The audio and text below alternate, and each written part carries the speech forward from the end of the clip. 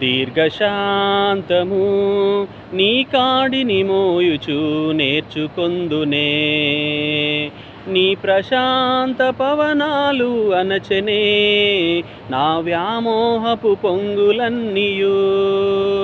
దీర్ఘశాంతము నీ కాడిని మోయుచు నేర్చుకొందునే. నీ ప్రశాంత పవనాలు అనచనే నా వ్యామోహపు పొంగులన్నీయు. నా ఓదార్పు నిధివి నీవే, నా ఆనంద క్షేత్రము నీవే.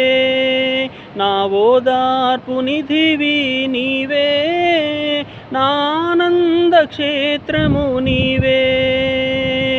పాడనా మౌనముగానే స్తుతి కీర్తన,